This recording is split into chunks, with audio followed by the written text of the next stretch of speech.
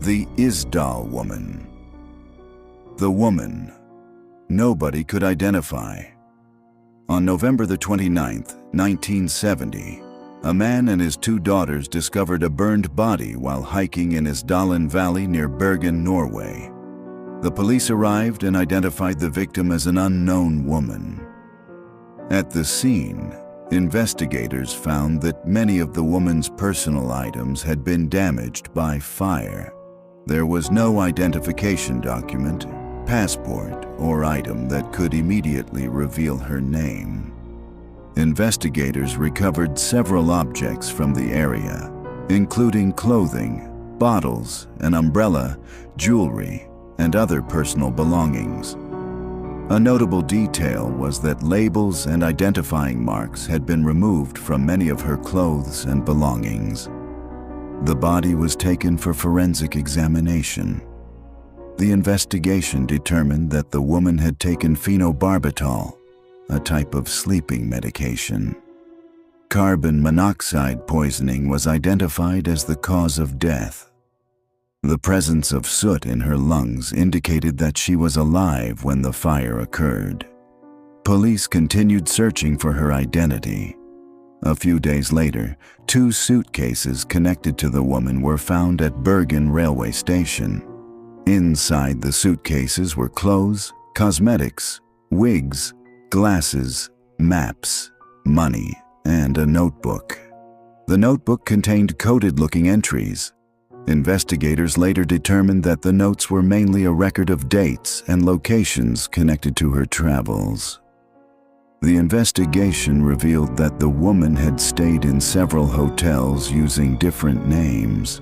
Police found that she had traveled through Norway and parts of Europe before her death. Despite the investigation, her true identity was never confirmed. More than 50 years later, the Isdal Woman remains one of Norway's most mysterious, unidentified person cases. After the discovery of the body in Isdalen Valley, Norwegian police began a detailed investigation to identify the woman. Because no identification documents were found with the body, investigators searched for information through her belongings and possible movements before her death. The investigation led police to Bergen railway station, where 2 suitcases connected to the woman were discovered. Inside the suitcases, investigators found clothing, cosmetics, wigs, sunglasses, maps, money from different countries, and other personal items. One of the most unusual findings was that many labels had been removed from her clothing.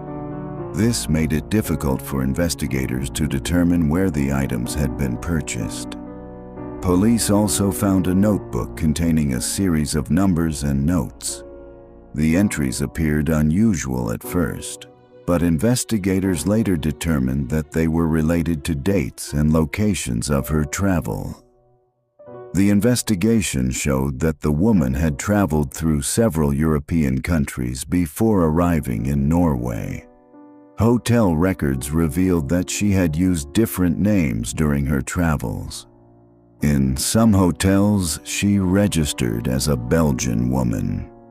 Police later discovered that several of the names she used were false identities.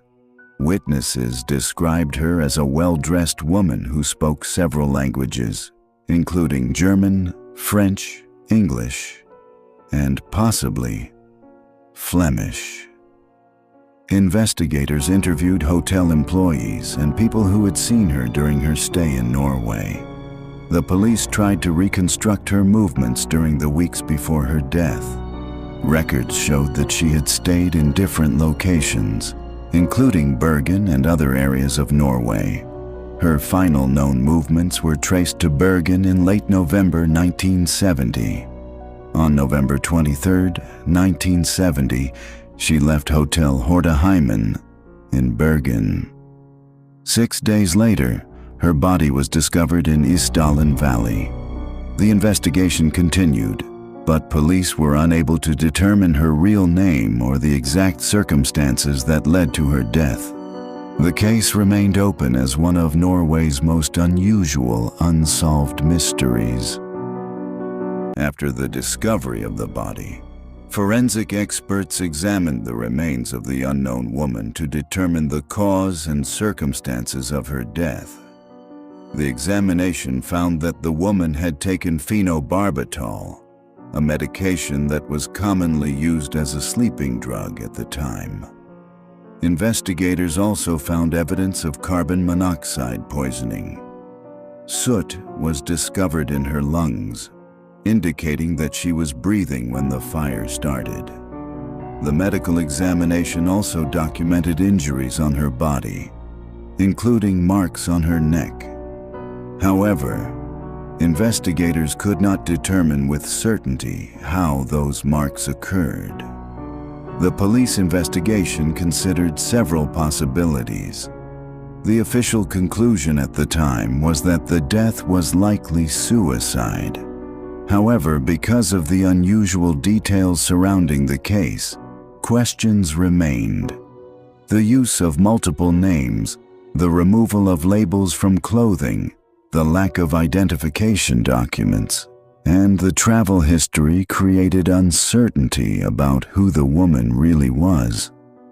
Over the years, different theories were suggested by journalists and researchers. One theory suggested that she may have had a connection to intelligence activities during the Cold War period.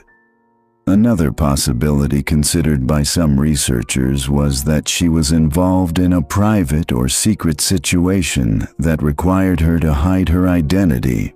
However, no evidence has publicly confirmed these theories. The woman's identity has never been officially established. In 2016, Norwegian investigators and researchers used modern techniques, including DNA analysis and facial reconstruction efforts, to try to learn more about her identity. Despite these efforts, the mystery remained unsolved. The Isdal Woman case continues to be studied as one of Norway's most famous unidentified person cases. More than 5 decades after her discovery, one question remains unanswered. Who was the woman found in Isdalen Valley?